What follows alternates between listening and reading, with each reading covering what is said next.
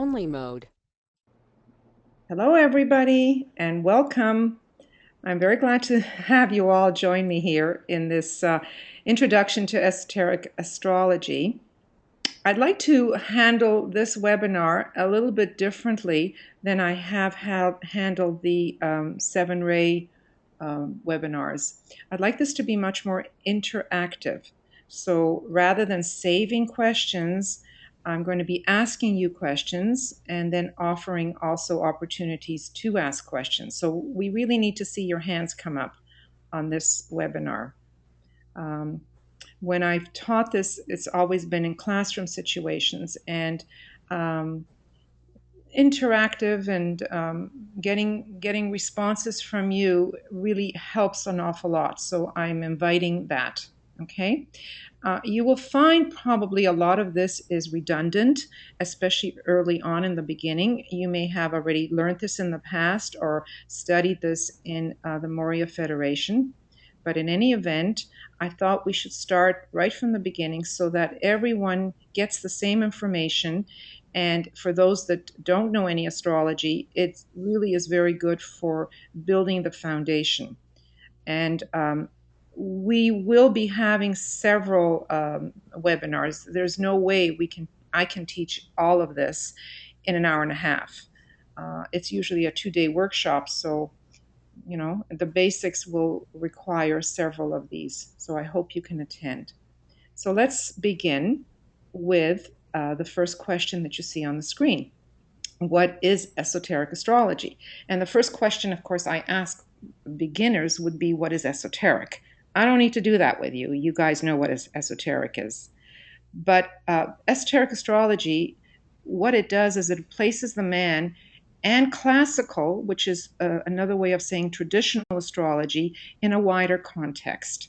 And of course, for those that had not been exposed to this in the past, all this information we know comes from the Tibetan. I'm going to move this over a little bit more so I can still see my control panel. There we go. So regular astrology or classical or traditional astrology concerns itself with matter and form. Basically, it's the personality. It's the field of expression of the personality. So one's everyday life and one's situation. It's not just matter, it's the whole physical form expression of that. Whereas esoteric astrology concerns us with the deeper side of life, with the soul and its development. So esoteric astrology deals with causes rather than just the effects. The soul is the cause, and that lies behind the outer form, which is the body, which is then the effect. So cause and effect. The cause is the soul, the effect is what ends up happening to the individual. Esoteric astrology deals with the consciousness aspect that you already know, which is soul, and it is the part of us that's evolving, that is aware. So, what is the purpose of all of this? Is to integrate the soul into the personality so that one can carry out one's purpose. This is what we refer to soul infusion, infusing more of the personality into the soul. Good question. Why are we here? Well, I could ask you that, but I think you all know that. So I don't want to hold up other parts that I would want to ask you. We're all here to learn, to evolve, to grow, to expand, to be the best that we can be, to fulfill our purpose, right? Now, when you die, what do you take with you? All the treasures that you've garnered from this incarnation. What are those treasures? Their consciousness, the expansion of consciousness. So that's the only thing you take with you. No physical form, matter kind of treasures. It's the treasures that are housed within the causal body. So any work that you can do on expanding yourself is something that you will take with you. So it's never, never a waste to learn, to expand, to grow, to know more. And when we say that life is a continuum, There is a one philosophy of astrology, although it's rebunked by some. I do believe the Tibetan has said it somewhere that the life, or rather the sign that you die in, is the same sign that in the next incarnation you are born into. So if that is the case, and if there is some truth to that, we can see the continuum of life, right? You pick up really where you left off. Now, many advanced souls do not respond well to classical or exoteric or personality astrology readings. They end up not giving them meaning. Um, Meaning, as you know, is a soul word. I know that when there is a soul emergence, when someone has a crisis and a soul that's trying to speak to them, traditional astrology doesn't address that, and it doesn't then bode well for the person having a reading. It says here we always have a choice, so we can be conscious co-creators of our destiny. We know about choice, don't we? We can choose to be conscious. We can choose the the soul way. We can choose the personality way. We can be pulled to one side. We can be pulled to the other side. But we always have a choice. And that is the difference between the exoteric rulers and the esoteric rulers. So that's your basic intro into what we're going to get into now. Here's the zodiac. The zodiac is a Greek word which means circle of animals, and it circumscribes our solar system. These are all constellations. What is a constellation? This is what I have to ask you. So anyone that has an answer to that, please put up your hand. What is a constellation? I'm happy to unmute you all, but if we start having interference with computers, then I'm going to have to definitely work only with hands up. So let me see what I can do by unmuting you guys. Ray and Walter have their hands up. Okay, all right, where are they? Ray, up at the top. That's what you told me. Very good. Okay. No, that's not how I do it. Okay, let me just be patient with me. I don't Ray, see your hi. hands up. Ray?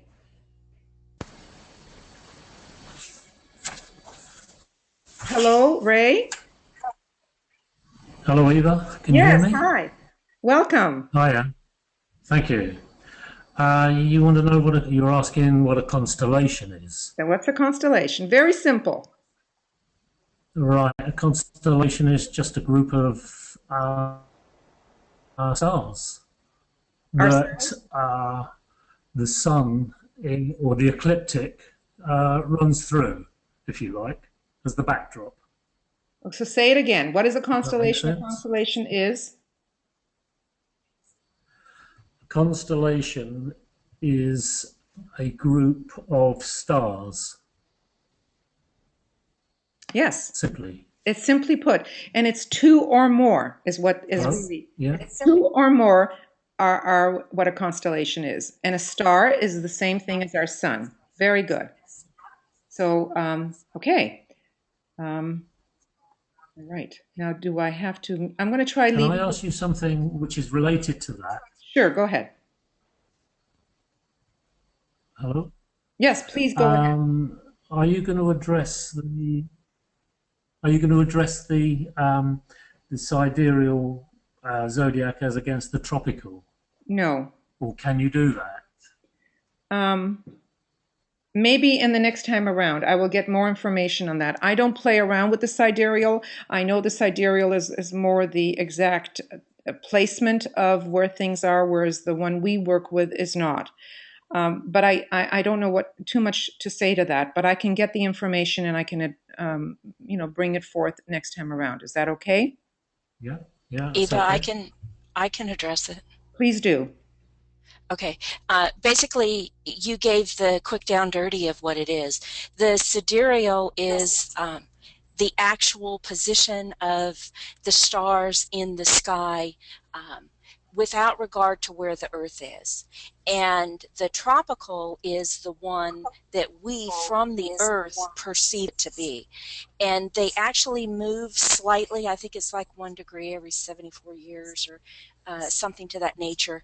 But basically, it from the Earth, we think of the Aries entering into the sun, entering into Aries at that particular time in April, and the sun moving into Libra from our perspective at that particular time in the fall.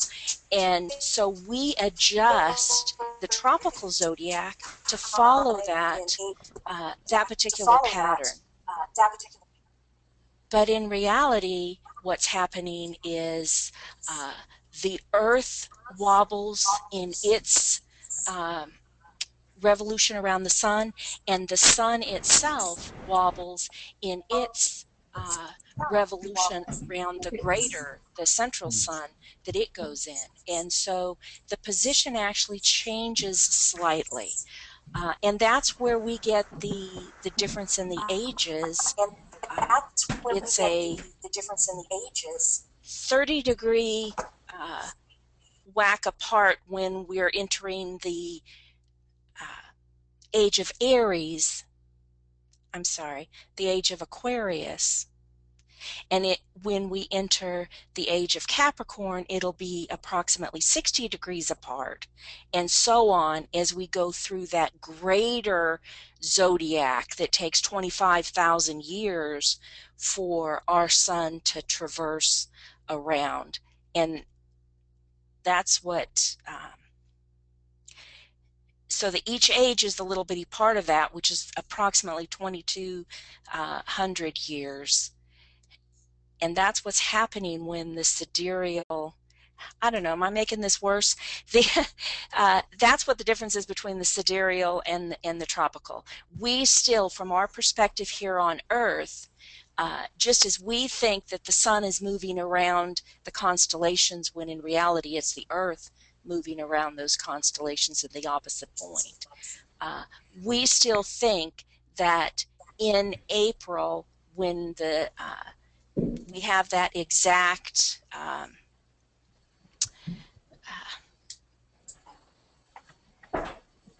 the equinox, I'm sorry, the equinox there, when we have that equinox, we still think of that as being 0 Aries, and that's the tropical zodiac. I'm So sorry. in a Was that nutshell, crystal clear as mud? so in a nutshell, BL, just for those who are hearing this for the very first time, without going into the fuller explanation, the sidereal versus the zodiac. Sidereal is The real actual position of the stars in the sky without respect to where the Earth is. right. And the zodiac is the one that we all follow when we do our charts. They're both the zodiac. One is the sidereal zodiac, the other is the tropical zodiac. It's the tropical one, and that's the one that we look at from the Earth's perspective, where the equinoxes are, where the solstices are, so that we artificially say they're always at 0 Aries, 0 Cancer, 0 Libra, and 0 Capricorn. Okay, it's an artificial way that we look at it from the Earth's perspective, but as DK tells us several times in Esoteric Astrology, well, and in the other books too, it's a thought form that has been built up over all of these eons, and it's a very powerful thought form, and that is why the tropical zodiac works. Okay, excellent. Thank you very much. Moving along. Okay, so esoteric astrology makes us aware that the whole field of space is an expression of one life, a life of which we are all a part. Everything is related, and everything in our solar system, as we know, is held together, influenced by the sun, the solar logos of our system. All these planets are, in fact, it's chakras. What is a natal chart or a horoscope? Horo being of the hour and scope is to view. So a natal chart is really a blueprint or a snapshot. We say that it's the footprint of the soul incarnating. Soul makes decisions before we are born. The exact time of birth is a decision that is made by the soul. It's not willy-nilly that one is born at a particular time. And that's why if any of you have had charts done, the astrologer, an esoteric astrologer, really tries to get to the exact time of when you were born, because in esoteric astrology, that is what is the most important thing, and we'll get to that in a minute. What we as souls choose, such as family, time and place of birth, the challenges, the abilities, and the powers, is chosen by the soul. It's not our personality wishes that I'd like to be born in Canada versus Bangladesh, or I'd like to have this particular family. It's not a personality choice. And also, there are treasures that we are born with, as you know. Those are your abilities, those are your talents, and what you've amassed over several incarnations.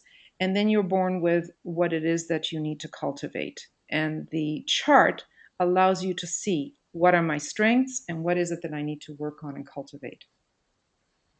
There are 3 luminaries that we focus on: the sun, the ascendant, and the moon.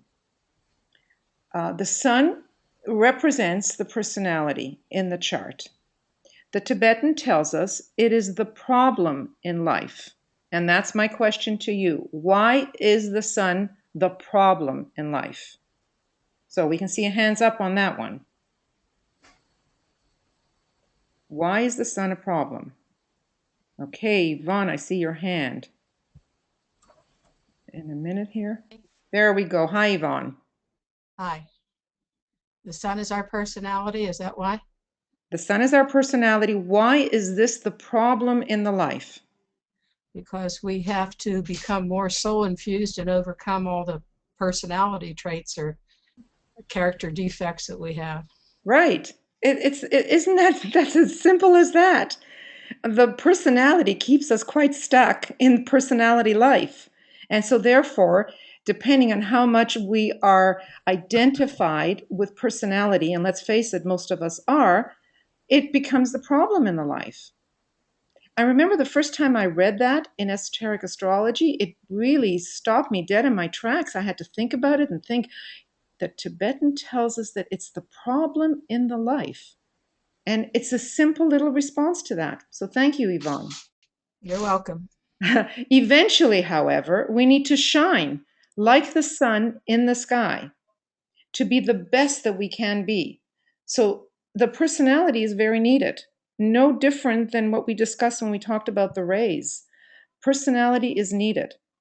And one needs to know the characteristics, the virtues, the negative qualities of the personality. The personality or the sun sign sets the pace or the established tempo of the personality life. And it is related to the quality, the temperament, and the life tendencies which are seeking expression during this particular incarnation. Now, the sun sign usually in each incarnation will be different, therefore a completely new set of planetary influences. For the benefit of all the students, I have actually put a lot of information onto slides so that later on, when this is a recording, it's available and one can refer to this instead of just the pretty pictures that I like to have. So there's actual information on a lot of these slides. The rising sign is also known as the ascendant. It is the sign that rises on the horizon at the time that we are born. And since there are 12 signs, 24 hours, it changes every 2 hours. The rising sign, very important. It indicates the intended life or immediate soul purpose.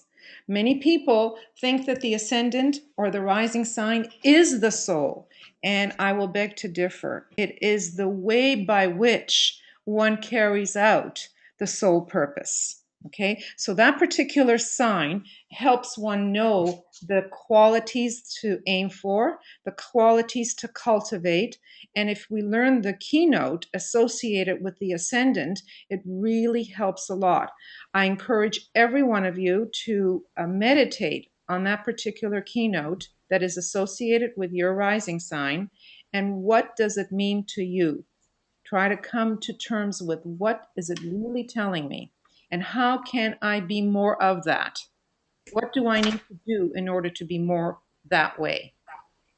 So it is a clue to the life achievement, and it holds the secret of the future. So the ascendant is the future, the sun sign is the present, and it's the highest quality that the soul can potentially unfold in any lifetime.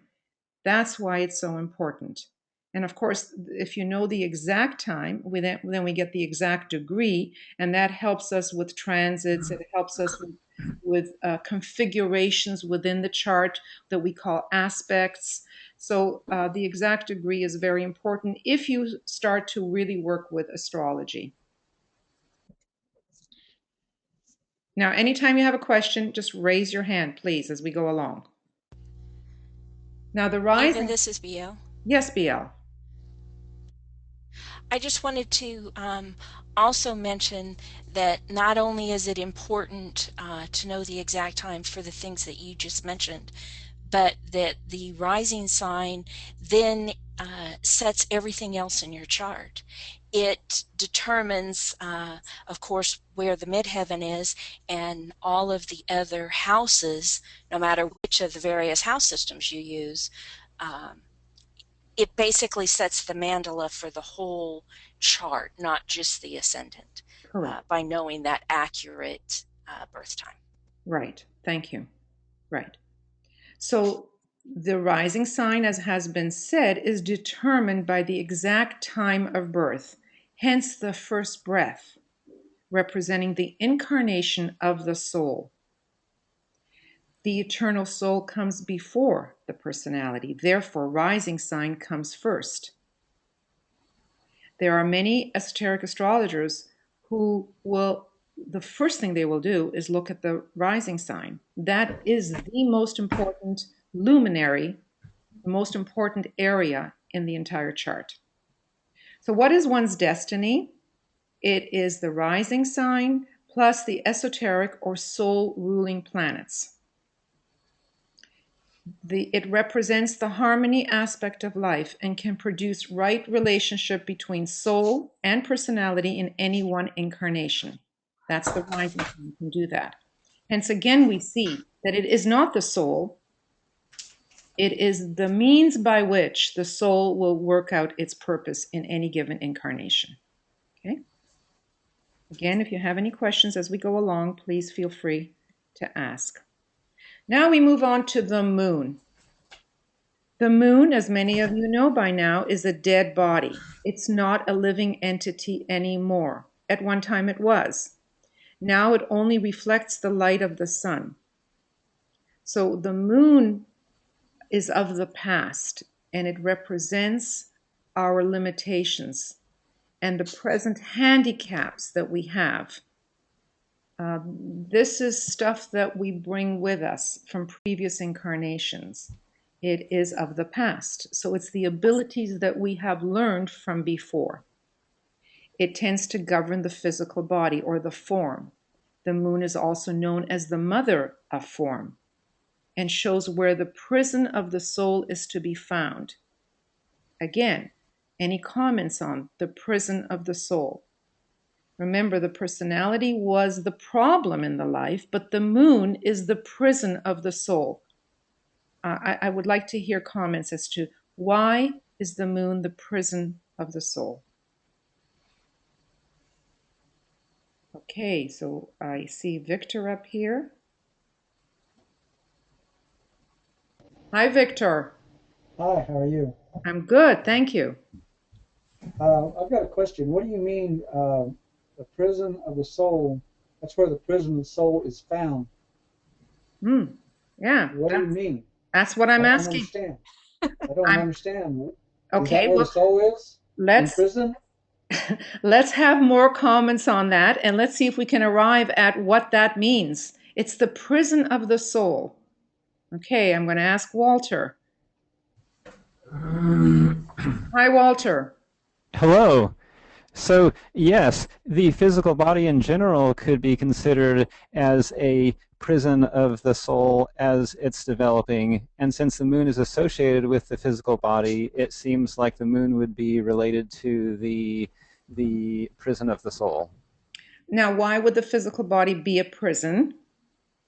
Well, just it has denser vibrations, and it's what is the soul is developing through, and so the consciousness is more limited in the three worlds and needs to be developed. So there's kind of a disconnection, just as like a prison disconnects you from the greater world around you. Right. It creates limitation. Remember the word up a little bit above there? It's limitation. Well, what does the prison do? It holds us and it limits us so that we cannot move forward. We are held in captivity, literally in captivity. So thank you for that, Walter. You're dead on.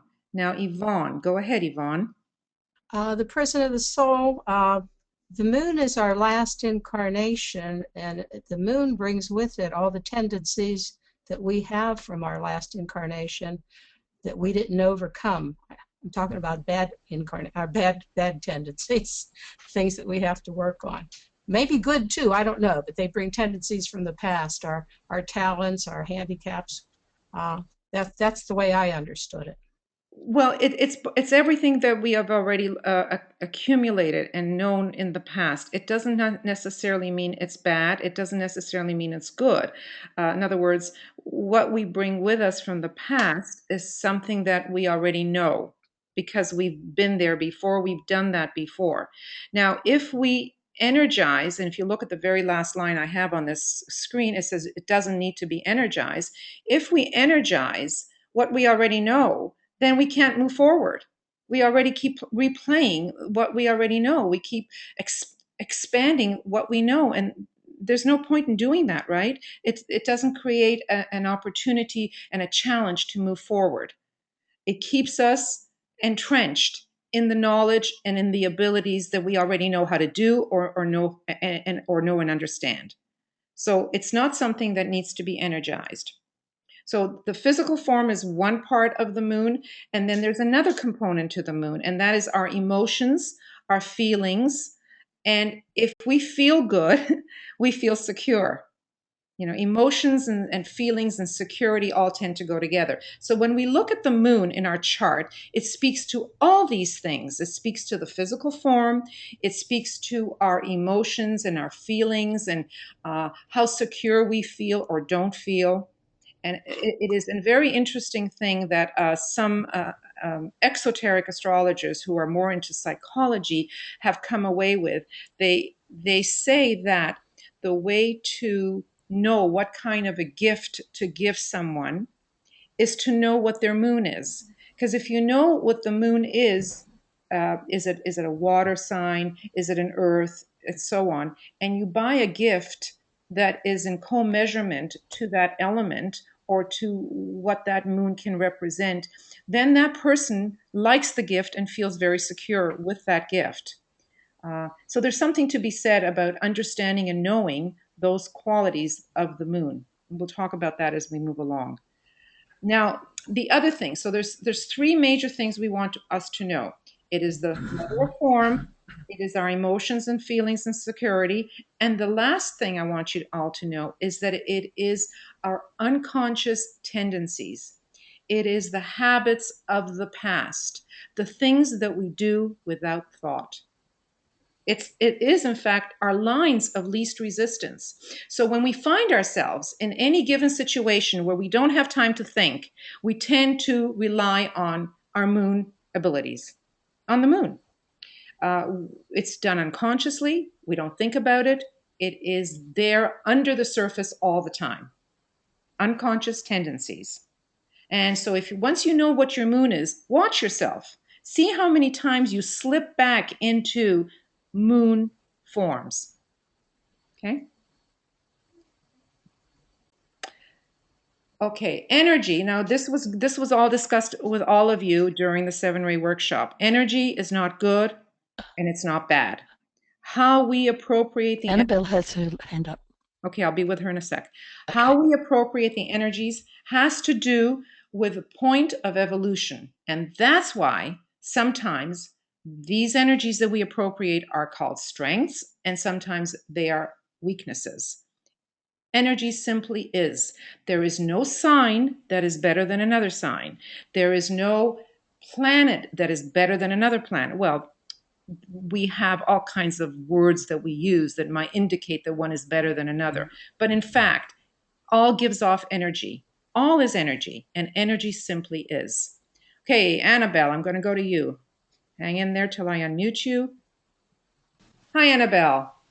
Hi, Eva. Thank you for this webinar.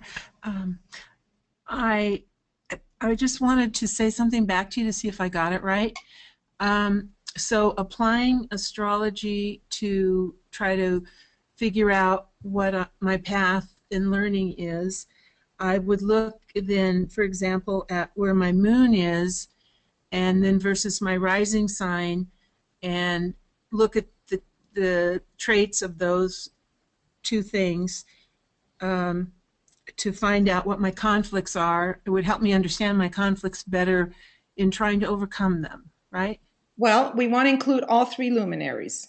The moon is the past, the personality is the present, and the rising sign is the future. It's what you're moving toward. Okay? So okay, I'm sorry. Okay, so it's to try to understand the descriptors that we give to those particular signs. What are the qualities of the moon? And there's always a big list of them. What are the qualities of my sun sign? And there's always a big list to them, and so on. And then you start looking at, now, which ones do I carry out? Which ones do I find myself doing or behaving? Because let's face it, no one person does everything that's on that list. We all appropriate energies differently and in a particular way. So do I slip into moon qualities easily without knowing that I do? And if I do, when do I do that? How can I be more conscious so that I don't slip back into moon qualities? Now, then you look at your personality, and you have to have a pretty good idea of what your personality characteristics are. And do I portray them? Do I, in fact, act that way? Right? Okay. And then, and then you work with the rising sign, and you work with some of the upper, higher, better, more evolved qualities of that particular rising sign. You're not going to work with the negative ones. So is the sun sign then, is that like the tool or the mediator between the moon and the rising to help you? I wouldn't say it's necessarily a mediator. It is what it is. It's your personality. It's your identity. It's how you and others see yourself. Okay. I got it. Thank you. You're welcome. You're welcome. The next three slides are just points of interest, and every time I show them, people go, "Oh, interesting." So that's what it is. There's nothing to learn here. Now, this just shows you, it shows you the sizes. Now look at Pluto. It's the smallest, but it's deadly. When you're getting a Pluto transit, it's a hard one to live. So look at that, and look at the difference between Mars and the Earth. And it is said that Venus is our sister planet that is far more evolved than we are. It progressed while we had a little bit of a handicap. And we're kind of similar in size. Interesting. The next one.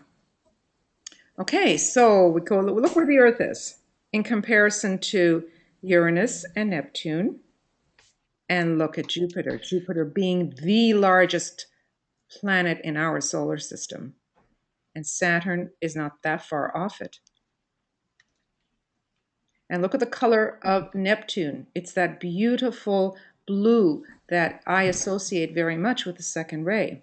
Sometimes blue is also associated with the sixth ray, and it's got sort of a combination of both because it is both 2 and 6 as far as its rays are concerned.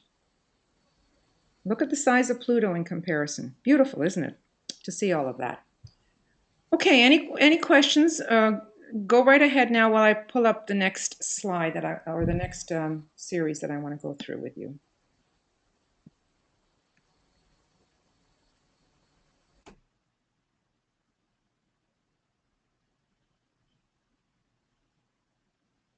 Have you got the password? No, we don't need it. It's asking for it. Okay, everybody. Now we're going to move along. And Is it Camping 8259? okay, it's just some slides to show you our solar system. You see that there is this, you can see my cursor as I move it along, right? This is a band that sort of separates the personal planets that are rotating around the sun from the, well, we could say transpersonal, although the Jupiter and Saturn are really not quite transpersonal. They're sort of in the middle. And then those other ones are further out, and they are considered the transpersonal out here. And it's very interesting to see the ecliptic, or the ecliptic would go horizontal, and this is the band, or rather the path that these signs carry out.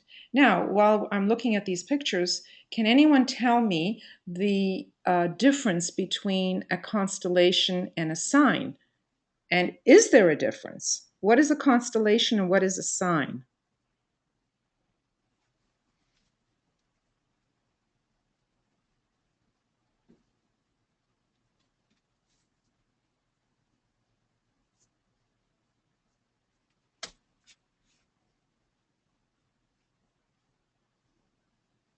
There's got to be some thought on this. Okay, Ray, unmute you.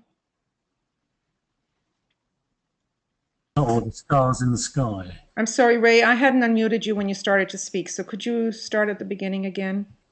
Okay, the constellation is the actual stars in the sky as you see them. Right. And the signs are the same planet, the same stars, but as they were, what was it, about nearly 2,000 years ago.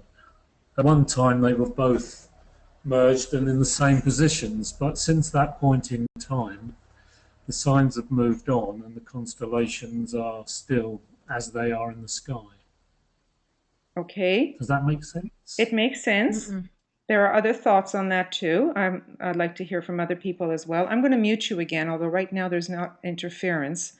Other thoughts?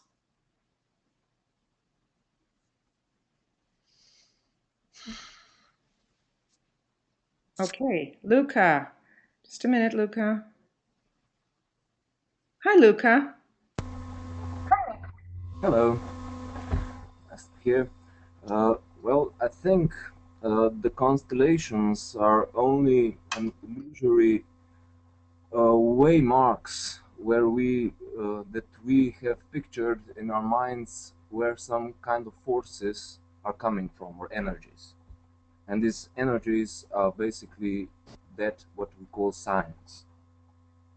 The constellation itself is only that bright stars that are in the direction from where the forces and energies are coming from. They have no factual existence. They are shifting and changing. In, let's say, 10 billion years from now, these constellations, as we see them now, will be gone because stars will move and they will be totally different. But the forces, the directions will stay the same. Will be more not just not the same, but are more fixed. Okay, that's similar to what Ray offered as well. Okay, thank you very much, Luca. What I'd like to add to that, if there isn't anybody else to comment, someone's dog is nice and active. You need to unmute me. I mean, you need to mute me. Who is me? That's my dog, Annabelle. Annabelle, okay. I'm sorry, I don't know how to mute me. Okay, if you go right onto the green, what looks like a microphone, and you tap that, it'll give you a choice of mute me, and you can mute yourself. Okay? I can mute you, but it's not that hard. There you go. Beautiful. Okay, so another way to consider the signs is the signs are the emanation or the configuration of all the, as has been said, the forces, the energy, the thought forms around the constellations which are in the heaven. So it has taken us thousands of years to arrive at thoughts pertaining to particular constellations. And these thought forms and knowledges that we have accumulated over all these years give us the energy, the forces, as well as the actual energies and forces. So in other words, energy does follow thought, but once the thought form has been created, it becomes a living I don't want to call it entity, but living energies, because there are so many thoughts connected with these constellations that are now signs. Does that make sense? I hope I haven't said that, whatever the word is. Okay. Planets, you know the planets in our solar system. Just different views of the same thing. Okay, the rays and how they stream through the various planets. So we have, remember, in the center should really not be the Earth, it should really be the Sun, because these constellations circumscribe our solar system. But in any event, this is the best facsimile I could get. So we have the three constellations that we are all familiar with that give us the three aspects of deity. We have the first aspect, or the first ray, coming from the Great Bear, the second coming from Sirius, and the third coming from the Pleiades. That filters down into the zodiac, and from there it goes to the various planets. The sacred planets, Vulcan is associated with first ray, Jupiter with the second ray, Saturn with the third ray, while Mercury is the bridge and is the fourth ray. It's in the middle too. Venus is the fifth ray, Neptune is the sixth ray, and Uranus the seventh ray. And then we have the non-sacred planets, of which the Earth is one.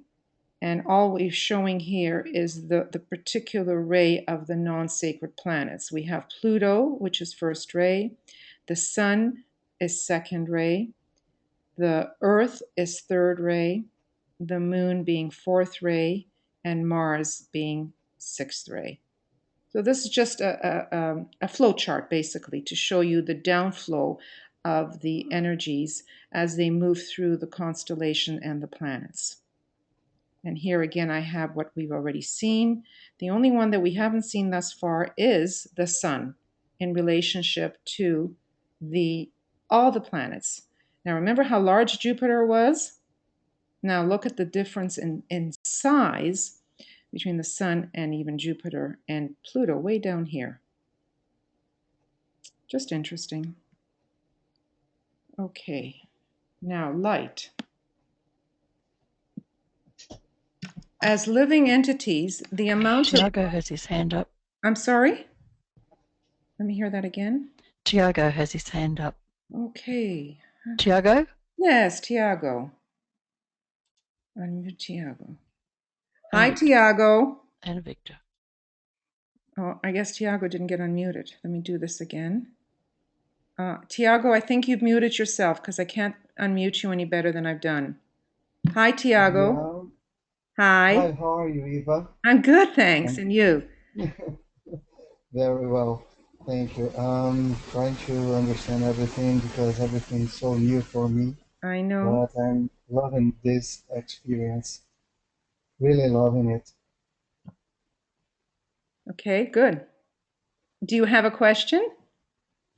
Not yet. I was thinking about the moon The moon. before and the meaning in my life because when you told me that the moon is all about the past, I was thinking to myself how I can bring this to my life, and yeah, this is true. My moon is in Taurus, so everything makes sense. Makes sense.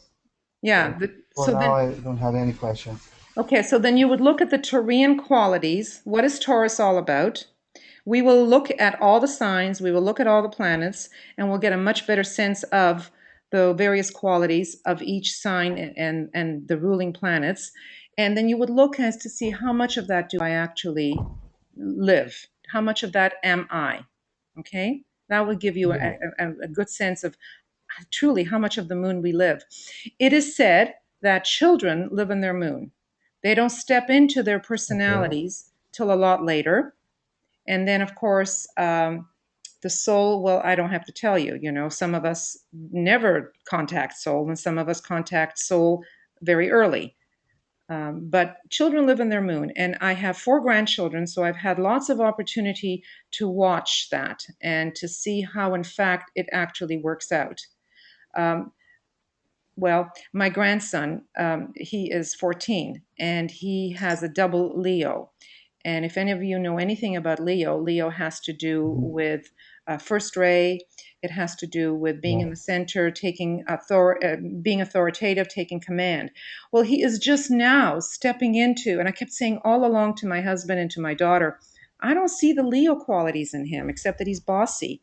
I'd like to see him, being much more Leonian in that way. Well, he's part of a group. He is the leader of the group now with international children that are part of this program. They all look up to him. He's taken on authority roles, and my heart sinks to see these positive qualities coming through him in a Leo way, because he tended to be much more of a follower. I never saw those characteristics before. Well, so if he's 14, he's in his teen years, and he's starting to step into some personality or the sun sign, which is his Leo sun. So I see that. I see how children live in their moon. And we as adults don't really want to live in our moon. However, many of us still do. Okay, thank you very much. Yeah, what's the story? Thank you.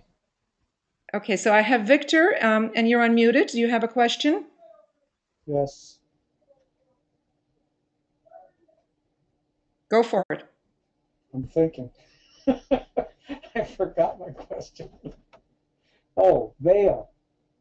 A planet that's veiled by another planet. I don't understand that. Are you going to get to that? Yeah, we'll get to that. We'll get to that. So Okay. hold on, because there's a lot of beginners here, and we want to make sure that not jumping way ahead, okay? Everything in little steps. Yeah, that's okay. Okay, Well, I'm a thank you. beginner too. Thank you for understanding. Okay, so we're going to talk a little bit about light. As living entities, the amount of light or radiation emitted is usually an indication of how evolved a planet is, or a human being is, or any living organism is. Many advanced souls, as we have said, do not respond well to traditional or exoteric astrology readings. One of the things to know is that we're not fated victims of our horoscope. Even though we've elected to work off karma or learn certain lessons, we always have a choice. I'm repeating something we said right on at the beginning. We always have a choice. So we can become conscious co-workers, co-creators of our destiny by knowing and understanding the various circumstances, the various intersections of energies, we have a much better idea of how to move through that. So here we are. Constellations are the configurations of suns, groups of stars in the sky that names have been attributed to. Signs are the confluence of concentrated influence. Should I repeat that? Signs are the confluence, the coming together of concentrated influence, collective thoughts, ideas, and influences that man has about these named constellations. Much of this knowledge has been passed down through the ages. And that's basically what we did say. Okay, I'm going to move on.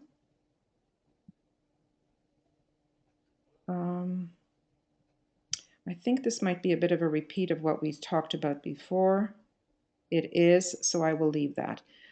In this particular slide, everything is color coordinated here, and there's a reason for it. We will look at this a little later on, but look at all the triangles within the center mandala. You have them very evenly laid out. So here's the red. This is the ascendant, and when BL said that the ascendant really begins the chart, it's the one that creates the configuration or the mandala of the chart. The ascendant is always found in what we call the east, and I know for most people this isn't the east, but in astrology it's considered the east. And it would be a horizontal line here that we would draw across. So on this side we have the ascendant, and on this side we have the descendant.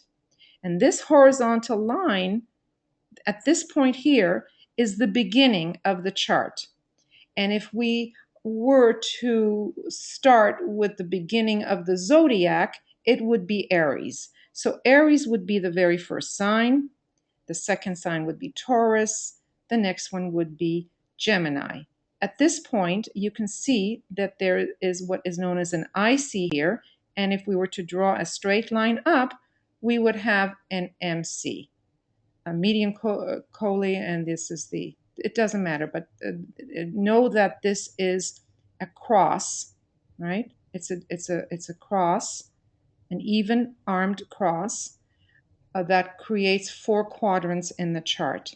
And these colors are associated with the element that is associated with the chart. So there's 3 signs that have the same element, and they're in red. There are 3 signs that have the same element, and they are in green. Just we'll go over this again, but I will just mention that the red represents fire, the green represents earth, the yellow in this particular represents the air, and then the purple represents water. So 4 elements, but there are 3 signs in each element, and 3 times 4 makes 12. A little math lesson.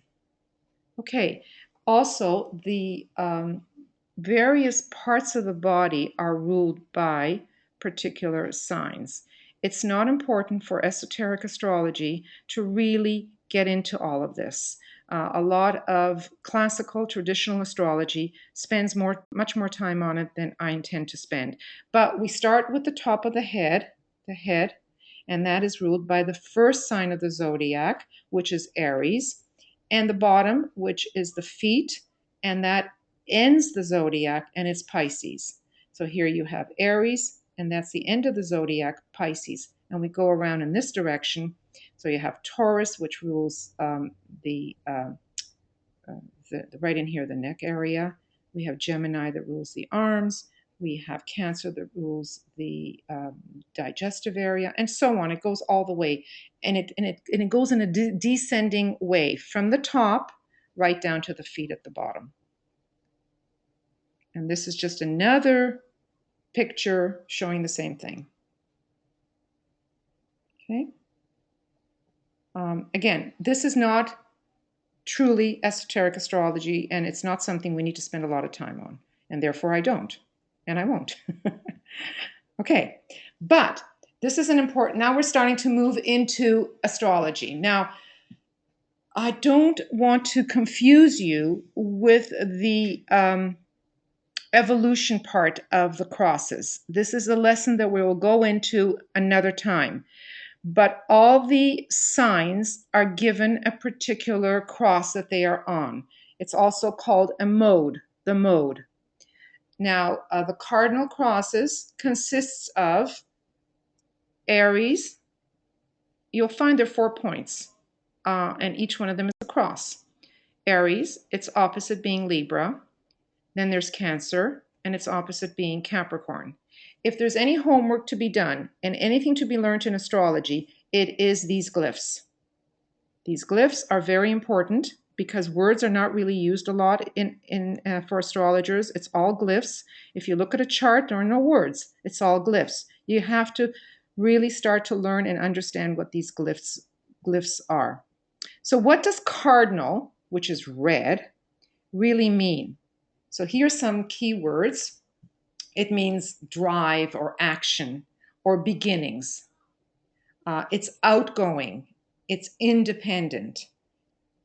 It seeks control over their environment, those people with cardinal. They are driven by a sense of purpose. They are movers and shakers. Almost you can see a little bit of third ray here, a little bit of first ray in here, right? If you know your rays. Okay, we'll move down to the next one, which is the fixed cross. Again, you have 4 signs. Opposites are always important to know. So you start with Taurus, which would have been the very next one after Aries. Aries was here, then there's Taurus. Then you move over to its opposite, which is Scorpio. And then Leo and its opposite, which is Aquarius. And what is the fixed cross all about? Just like the word fixed means. If you didn't look at the words here, what does the word fixed? When something is fixed, it's not movable, is it? It's immovable. So there's something about stability. There's stability. It's something about enduring and steadfast. So if you didn't know all the words here, and you don't have to memorize these words, you would know a lot by understanding what the word fixed means. A lot of other words that we have here: holding, having, but then you have giving as well. Growing and tends toward caution or to be conservative. That's one thing to keep in mind with fixed crosses. They are conservative. They like to maintain usually the status quo, what they know, what they already have, and predictability as opposed to spontaneity. Okay. So you had cardinal, which was action, it was driven, it was initiating, it was beginnings. You have fixed, which is stable, it's enduring, it's steadfast, it's desires and wants. And then we have mutable, or another word for mutable is common, the common cross. Again, you have your 4 signs. The third sign in the series is Gemini. Its opposite is Sagittarius. Then you would move over to the 6th sign, which is Virgo, and its opposite is Pisces, which is the 12th sign. And what does the word mutable mean? Again, without looking at the words here, the word mutable means it's changeable, it's flexible, it's adaptable. So activity, because of the ability to move around, to change around, it's different kind of activity than forward moving. This one is more malleable, right? It's also doers because they're active. It is spontaneous. It has the ability to adapt, hence it adapts to its environment. Also, they can adjust the environment to them. It can be versatile and busy, keeping life interesting. So having done these 3 crosses now, are there any comments or any questions by anybody? This is a good place to take a break here to make sure that you understand when we say that Aries is fire. Well, what is fire? Because automatically we know that Aries is fire. What is fire? Or what is cardinal? See, Aries is cardinal. What is cardinal? Right? No comments? Okay. I guess it's perfectly clear, right? Now we move into the elements that I made reference to, like fire. What do fire signs have in common? And that's a question I'm putting out to you.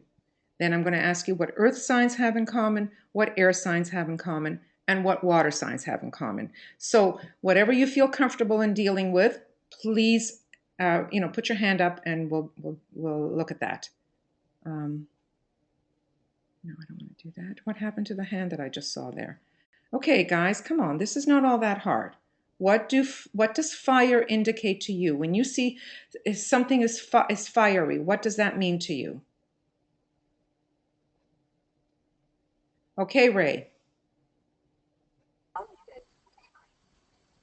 Fire signs are usually outgoing, and they begin things, start things, get things going, and have the energy to do that. Right. And in their makeup, they are probably quite outgoing as well. Okay. Anything else? Yeah. Well, we know fire can burn. Fire can flame and can erupt. So these are things that all the fire signs have in common. They can erupt and get angry and can burn and can kind of create havoc in that way. There is something about confidence. Most fire signs are very confident in themselves. Okay. How about earth signs? When you think of earth, what comes to mind?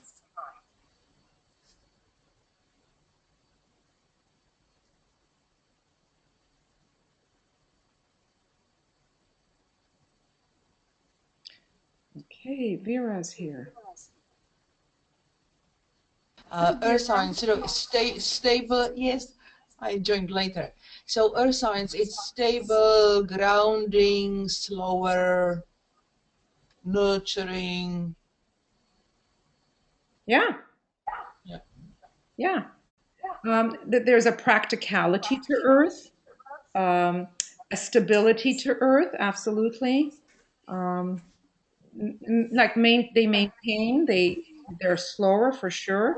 So that very good, very good. Okay, so you see, I haven't given you my slides that has all the answers. You're coming up with this yourself because this is not rocket science. This is not all that hard to do. What about air signs? What does air have in common?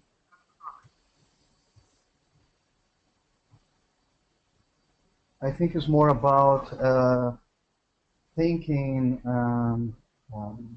thought, kind of thoughts, people that is more in the sky than in the earth. Okay. Air has to do with the mind, for sure. Yeah. Air is mental. And all air signs are about the mind. It's that simple, have to do with mentality. Can be too much in the clouds, but it still has to do with the mind. Okay, someone is echoing and I don't know who it is. So if you are not speaking, if you know how to mute yourself, you can mute yourself and then unmute yourself when you want to talk. It'll be easier than me having to mute you and unmute you. So we can go that route. Okay, I see Yvonne here. And Yvonne, I'm going to, no, you have yourself muted, Yvonne. So you need to unmute yourself. There you go. Can you hear me? Yes, we can. Well, we were doing air signs, but I just thought air signs was the intelligence, being in the mind, the quick intellect. That's right. But I didn't know if you were into water signs or not. But water signs for me is someone is just the drama queen, the emotions. Everything's so emotional. Right. Yeah. Now, it doesn't have to be drama. It just means emotions. It means feelings, emotions, sensitivity that comes along with feelings, right? Okay. Okay, so that's good, group. So you see, now you've got that under your belt. So here we are, just looking at it, you know, on our slide here. Earth is solid, water is liquid, air is gaseous, and fire is radiant ionized energy. So fire signs have energy, air signs are mind, water signs are feelings or emotions. Earth has to do with solidity and, you know, being stable. Elements are classified into two groups. There is what we call masculine and feminine. The masculine are the fire and air signs, so they're the odd numbered signs. Active, self-expressive, it's the yang energy. Whereas the feminine are the water and earth signs, the even numbered signs, passive, receptive, the yin energy. Okay, and any questions on that? I'm not expecting any of you to memorize all of this, but this gives you a pretty good idea as we go through the various signs. So fire, a lot of you have already said some of this. Fire is excitable, it's enthusiastic, it's confident. Possible lack of self-control, because fire can burn. And when the fire rages, it's out of control. It can be self-centered and impersonal. It can be impatient, will fire again. It's all over the place. May rush into things, can come across as willful and insensitivity to others. Now, this is masculine. Air, was air masculine or was it feminine? Masculine. Right. Thank you. So we've got the two masculine ones together. Focus energy on ideas that have not yet materialized. Mind, thought, mental. Can be impractical dreamers, the head up in the clouds. They have the ability to detach, thus are often objective and have perspective. Because this isn't clingy, you see. You would have the clingy with water, with feelings. This is the mind. Most social of all the elements, because it's chatty. You chat, you talk from the throat. The throat chakra is where the mind is. Can overvalue intellectual abilities, needs distance and objectivity in order to find itself. So someone who is an air sign might need to, when there's an argument or a sensitive thing, might need their own space, needs distance to find themselves, you know, as opposed to be cuddled right away or to be handled right away. So again, you would appeal to the element of the various signs. Earth relies on senses, so you have all your five senses, and practical reasoning, innate understanding as to how the material world functions. They are slower, like was said. They are patient, self-disciplined, and resourceful.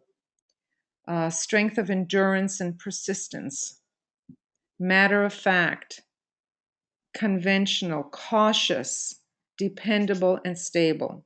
So again, this is not your spontaneous responses to life. Can be rigid. You can get stuck in the mud, like fixity, like earth, you know, getting stuck. Can be rigid, adhere to routines and a linear approach to the world. What about water? Water is in touch with feelings, hence sensitivity, in tune with nuances and subtleties. They can be very intuitive. Not all water signs are, depends on the person, obviously. Empathetic response to others, as well as in tune with the deeper dimensions of life. Vulnerable, can be reactive, fearful, seeks closeness and merging. Why do you think water signs can be fearful? Anybody can just speak up.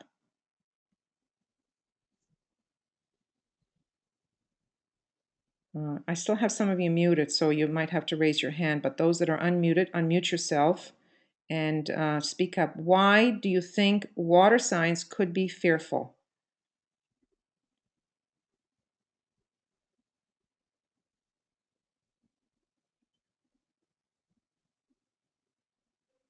I'm forcing you to think, Maybe guys. because they be stuck in their emotion, It has to do with their emotions. So what about their emotions makes them fearful? because they cannot control it. They can't control their own emotions? Is that what you're saying? Yeah, if they cannot control their emotions, so can be fearful because they can try to subjugate some other people or create a melodrama. Well, that's one way of looking at it, yes. We can take that idea that has to still do with one's feelings and expand that. See, water, if you're submerged in water, you don't, um, there's no boundaries. That's what I want to say. There are no boundaries with water. And so emotions fill the air of others, and therefore it can impact, and um, someone can feel tremendously overwhelmed by other people's emotions coming at them, or emotions that are in the room, and therefore and even their own emotions, like you say, that cannot be controlled, can lead one to being fearful. Yes, yes. So that's good. Thank you. Okay, so that takes care of our modes or our crosses. It takes care of our elements. Now, we're going to just start maybe with the very first sign of the zodiac, which is Aries. Now, you look at the glyph. This is the glyph right here. And I don't think it takes a genius to realize that the reason they have this glyph is that it can represent the horns of the ram, right? And this particular one, it shows even more. Also, it can also represent a spring of water erupting. So you have that here. And remember that it's cardinal. Cardinal had to do with beginnings. So it springs forth, right? Isn't it interesting that in Aries you have spring, at least in this part of the world? Everything springs forth. And it is a fire sign. Which again, combustible, independent. So here are some of the qualities associated with Aries. We also have to remember that Aries is number one. It's the first sign. So just like the first ray, it has a lot to do with being number one. Well, if you remember some of the qualities of first ray, it had to do with independence. It had to do with beginnings. It had to do with pioneering and being assertive. Hence, this takes an impatience, impulsiveness, lacking in moderation, domineering, and quick tempered. Fire signs can be very quick tempered. I don't have the rays here because when I have taught astrology in the past to people that don't know the rays, it would just confuse them. But I don't think this is hard to figure out that Aries conveys the first ray. It also conveys the sixth ray and the seventh ray. So you got three rays there. The Tibetan sometimes only gives us one ray for a sign. Like we have basically three. We have our personality, our soul, and our monadic ray. Likewise, these signs also should have three. A lot of guesstimate based on knowledge. There's a tendency to give a particular sign other rays than what the Tibetan has given us. And either Michael has done that or other astrologers have done that. Sometimes it's very obvious and sometimes it's not. So we have Aries, fire, cardinal. What is its exoteric ruler? Exoteric being traditional ruler, which you never let go of. You have to know the traditional one, and then and then you have to learn the esoteric one. Its traditional ruler is Mars.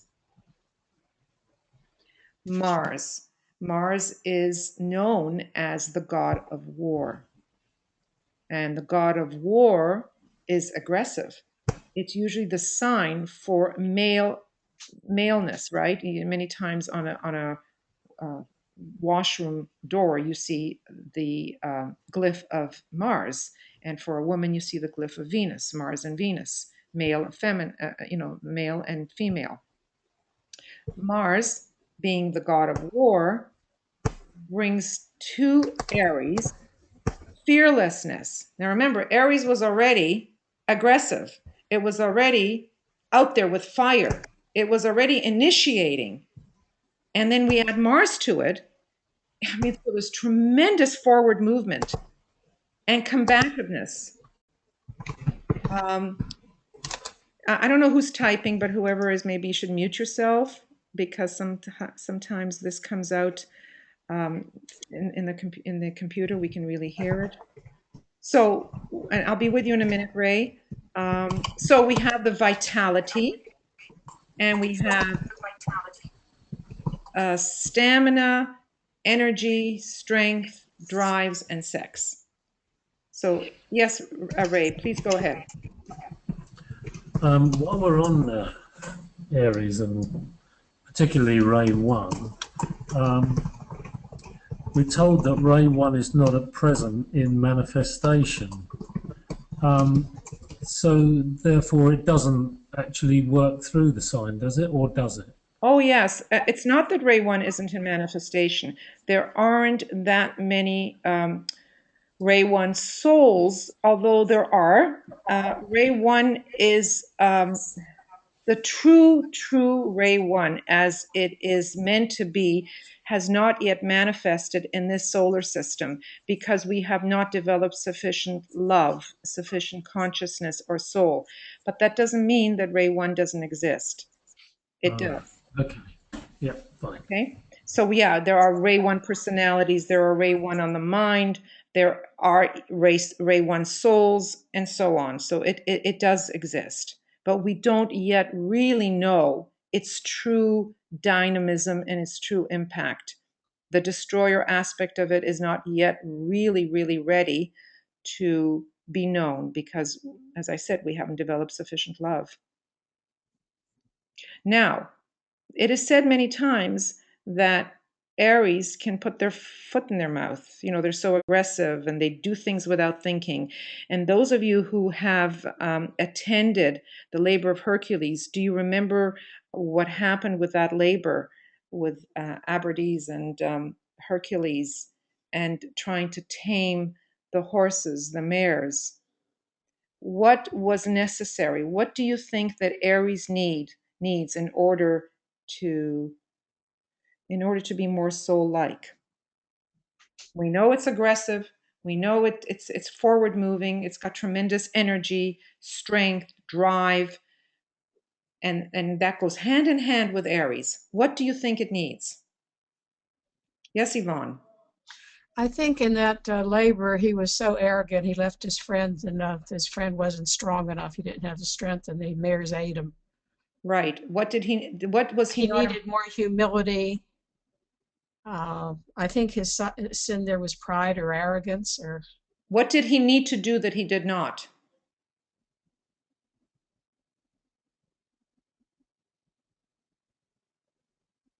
I forget. Sorry. Okay. That's okay.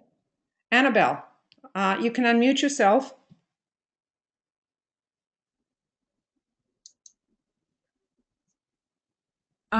Is that he didn't ask for help? Not quite, No. but okay. That's Sorry. okay. So what he needed to do, and what all Aries people need to do, is to think. This isn't all about brute force. This isn't about just moving forward. You need to stop and think. Okay? So Aries needs to think. So the higher octave of Aries, the higher planet, the esoteric planet, would be what? If he needs to think, what would be the planet that is the thinking planet? This isn't new to everybody. Some of you know the answer. Jupiter. I didn't hear the right one. Let's say it again. Which planet is of the mind? Vera, unmute yourself, hon. Hi, Vera. It would be the sign of Mercury. Mercury. Exactly. Mercury. Exactly right. You see, Aries needs Mercury. Aries needs Mercury. So here you have the Ram, and here you have Mercury, which means that Aries now can, a more developed Aries does not just use his or her vitality, force, forward moving energy. It now can stop and think. And in doing that, it can come up with wonderful ideas. Aries needs to use the mind. And through Mercury, it can be inventive. It can be a leader, an intelligent pioneer in any field. Remember that Aries is a pioneer. It is a leader. It's got first rate to it as well. It can invent. Now, there's some interesting things about Mercury that we could talk a little bit about. Mercury is known as Hermes in Roman times, or is it Greek? It's Greek mythology. Mercury is the Roman name. Sorry. It has to do with the mind, and this is the caduceus. The caduceus is a symbol that is often associated with Mercury. Anybody venture thoughts on that? Why?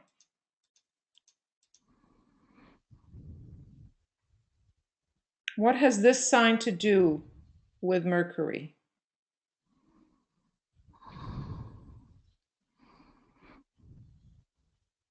How about you guys that know a little bit of astrology helping out here?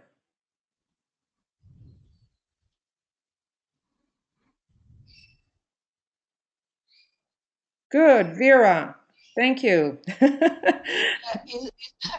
I know, I'm just shooting from the hip. So would it something to do with building antakarana, having mind under control and linking the centers so that Mercury's a messenger.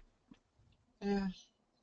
Yes, you're right, Vera. That's correct. It has a lot to do with building of the antakarana. Now remember, the antakarana starts within our three vehicles. Our three vehicles have to be somewhat integrated and united, and a stream of energy linking it up to the personality. And what this depiction of the caduceus is, it shows the energy moving through the chakras, the center column being the Sushumna, and the ones on either side being the Ida and the Pingala. So you have the energies moving through the chakras, crisscross at the chakras, go around, crisscross again at the next chakra, all the way up to the head, right? And eventually, the Kundalini energy, which is at the base of the spine, would rise up through the chakras that have been stimulated and awakened up to the top of the head. Now, that is one way of looking at the caduceus. The other way is that we know that the caduceus, without the wings up there, represents medicine, right? You've seen this on trucks, you know, the EMS and other trucks. Why would this represent medicine?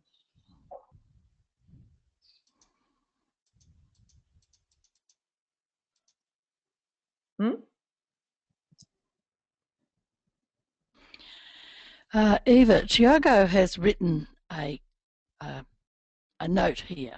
I don't know whether he can't speak or what. He said something about Mercury. Remember me, the medicine sign, and the Kundalini with the three nadis. Okay. Karen Soper also offered something when you talked about what do the Aries need to use with Mercury. They must do it with love, use the intention, love and wisdom, and the intention of love. And Okay. Rose offered Mercury. I'm just reading these out so Good. that they can hear that they've been noticed. Good. Good. Thank you. Thank you, Kay. So Annabelle, if you unmute yourself. Okay. Wouldn't it also show, like, I mean, it looks like such a perfect balance. Everything looks connected and whole, and then with the wings at the top, to me, that speaks of the spiritual overseer. I don't know. Mm-hmm.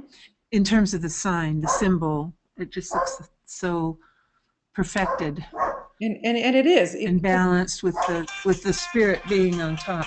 Excuse me. Sorry. It's okay. And it is. And here you have the wing. And if you look down here, you have the wings on the helmet of Hermes. And there are some depictions. Did I have it on the previous one? I don't think so. Where you many times see on Mercury wings on his feet. Because Mercury is known as the messenger of the gods. Now, Mercury can go up to the higher realms, right? It can go up to the spiritual triad and bring down messages from the gods, the spiritual triad, that then is reflected into our minds. Again, you're dealing here with the mind. So he was known way back in Greek mythology as the messenger of the gods. He could go up to all these various heights, get messages from the gods, and bring them down. That was what he was known as. Also, Mercury is known as the healer.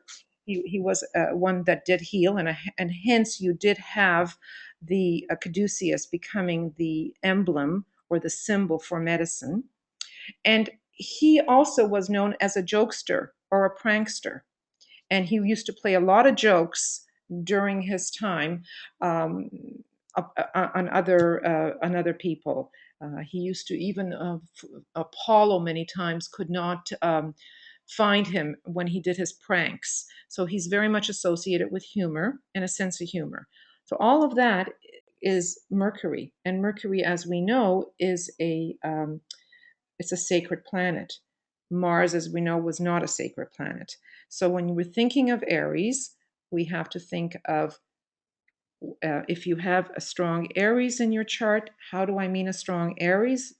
Are any of your luminaries in Aries? Do you have your sun, moon, or ascendant in Aries? If you do, you would go to see where, first of all, Mars is. Where is Mars? In what sign? And then, of course, in what house? And you would see if there are other aspects coming to it. Now, I know we haven't talked aspects, but you would see its relationship to everything else. So you would have to have a sense of what your Mars is doing in your chart. And then you would look at the esoteric planet, Mercury, and to see what Mercury is doing in your chart.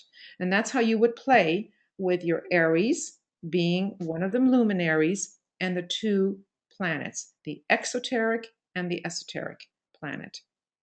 So the esoteric planet is always a spiraling up of, okay? It's a spiraling up of the exoteric.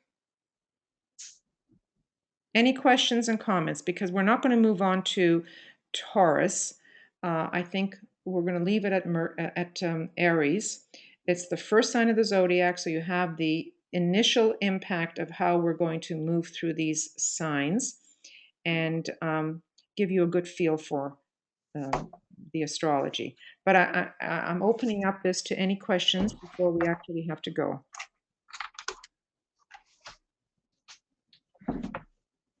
Yes, Vera. Hi, Vera. So through what planet is, yes, hello, Eva. Through what planet is channeled the ray 7? You said that Aries is number 1, 6, and 7. So how comes through Aries the ray 7? Because it just it is. We're told that the seventh ray comes through in Aries. Aries are inventors.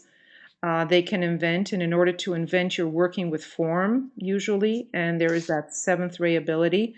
It doesn't mean that we have to have a ruling planet that's a seventh ray planet for Aries. Just like Aries does not convey the fourth ray, yet Mercury does. Aries conveys 1, 6, and 7, and Mars conveys the sixth ray. So in that respect, yes, they go hand in hand. And many times it's very hard to separate Aries and Mars because they're so alike in many ways. Mercury, on the other hand, is a fourth-rate planet.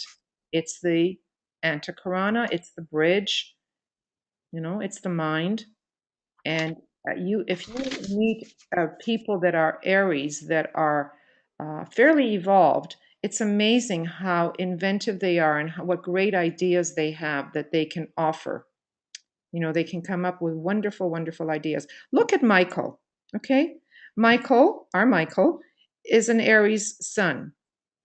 He's constantly coming up with new ways for us to integrate more in the school. Always new ideas, new pioneering ideas that he has.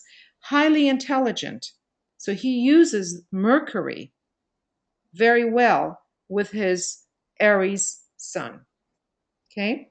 Yes, Tiago, you need to unmute yourself.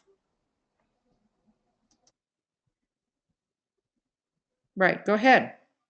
Okay, Eva, coming back, trying to remember the crux in the middle of this meeting. How do you know in which crux you are? Is it all about the sun you have, fixed crux, the cardinal crux, or and so forth? It's all about the sun because in the beginning you told me that you have grandson that is working in the moon, with the moon and the mind. So then we can move to the sun. But when we are talking about the crux, the crux you are now is related to your sign. Like myself, I am Aquarian, so I am the fixed crux. You are what? I'm sorry, I missed that word. I have a sun in Aquarius, so right. Maybe I am in the fixed crux, but I have a rising sun in Aries. So how do I know in which crux I am working on? Well, working with. Eva, you answered that earlier when you told our group that you're going to cover the crosses in terms of the evolutionary aspects. Right.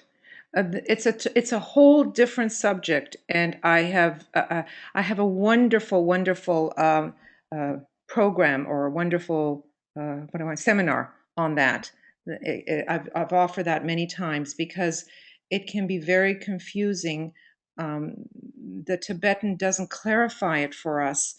That one way of looking at the crosses has to do with evolution, and that is not what we're dealing with right now. Put all of that aside. All we're looking at is the mode of these crosses. So Aries is cardinal, and all you need to do is to consider those words that we had associated with cardinal.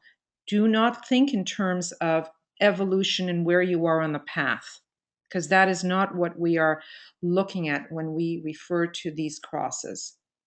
Okay, I know how confusing this is. It's always confusing. It will get clearer. So as an ascendant, as an Aries ascendant, you would think of cardinal as being forward moving, pioneering, assertive, active. That's what you have to look at as cardinal. And then you would look at fire. Aries is fire. So you put the two together, cardinal, fire. And then, of course, you would look to see what is the keynote for Aries. Do you all have all the keynotes? Has that been put on the Moria Federation campus for all of you to look at that? Is that a yes or a no? Okay, I'm trying to understand. No, not yet. I come forth, and from the plane of mind, I come forth, and from the plane of mind, I rule. That's the Aries keynote. So I come forth, and from the plane of mind, I rule. What does that mean to you? You see, you need to spend time really contemplating, thinking about it, because if that is your ascendant, if you have your true time and that is your true ascendant, though that keynote is very important for you to truly understand, and how you then need to incorporate that into your life. You know, the first thing I say is that you need to use your mind. Now, you're fortunate that you have Aquarius sun, which automatically gives you the ability to use the mind because it's an air sign. So in that way, you are helped. You follow me? Yeah, I follow you. Okay. So thank you. I was reading the slides, and this came to my mind. So okay, I wish you can give me a presentation about this theme in the future. We will get to it. We need to Thank get you. through all the signs and the ruling planets first. We're only on number Okay. 1. I don't know how many we're going to get done next time. It all depends on how interactive we are with one another. And once we go through all 12, then I will go into the evolutionary way that we move through the crosses. Okay? Okay. Eva, may Thank I you, Eva. offer, Thank you. this is Joe, may I offer just a suggestion regarding the question about race 7 coming through Aries? I believe if students want to look at the tabulations that are provided in esoteric astrology, if you study those, you will find, and DK provides, the rays that come through each of the signs, and often it's related to the planets that rule. So it's a study, and I would advise, if you're interested in it, that you really look at those tabulations, and they are in esoteric astrology for the most part. Okay. I know that I have all kinds of tabulations somewhere in my computer. I could easily post them, but I don't know whether it's a little too soon to do that. But they I can. think it is. I think it's something that it evolves as you go through each sign. So Right. it was just in relation to that question about Aries and Ray 7. Right. Okay, thank you, Joe. So any other questions before we say goodbye? Eva, this is VL. The tabulation on page 86 in Esoteric Astrology, it lists the 7 rays, then the 3 constellations which transmit through it, and then it also gives the orthodox and esoteric rulers. So if anybody's going to look for a tabulation, that's a good one because it has all of the components combined. Okay, repeat the page again. Page 86 of Esoteric Astrology. Perfect. Thank you very much, BL. Okay, so you all have that. And this is our source, you know. We can do a lot of guesstimates, but we always have to go back to the source being the Tibetan. Okay, everybody, I very much appreciate your attendance. This is recorded, so you'll have it for safekeeping. I hope I haven't screwed up with the recording or any of that, because this is still all very new to me, or for me, but it'll come to you shortly. Thank you again. Thank you for your valuable questions, and we'll continue another time. So, Eva, Yep. can I make a short announcement, please? Please do. There is another webinar tomorrow that Michael's giving on, it's a general student webinar, and it's on any question people might like to ask about the ageless wisdom, and Michael will be fielding those questions himself. I'm sending out the invitation within the next 5 minutes to everybody. Right. Excellent. Thank you. Okay, so if any of you have There's a question here from somebody. Burning questions, think about that, and you can join Michael tomorrow. I cannot be with you. Karen Soper says, thank you very much. You're welcome, Karen. All of you, thank you very much. You know, this is a new experience for all of us. These webinars. It's not something I have. I'm going to just see what I'm saying here. Just a minute. There we go. I've not. It's just new. We're all experimenting with this. You know, I've always taught with people in front of me, and therefore I can see their faces, I can read their eyes. There's interaction. It's much more interactive. This is new in the sense that I'm just talking to a screen, and so I appreciate all of you with your inputs and your questions. And I think we're going to get this on how to handle these the muting and then unmuting and all that. See, if I unmute everybody, then we have a cacophony of sounds. The computers start making sounds. You can hear echoes. You can hear sometimes technological, sounds that the computers make. So I know we do that with a small group, but with a large group, it's a little difficult. So I think in the future, what we might want to do is unmute all of you, and then you'll mute yourself and unmute yourself as you want to speak. And this way you can make noise in your own home and no one hears it. So that might be the next step. We'll try that. But thank you all. Thank you for your presence and your good involvement. I hope this will help. Thank you, Eva. Thank you, Eva. Vera, Thank got you, your hand Eva. up? Thank you. You're welcome. Thank you. Thank you. You're welcome. Yes, thank you very much. Welcome. Thank you. Thank you. Let's all say Om together, and that'll be the end. Okay. Om. Oh. Oh.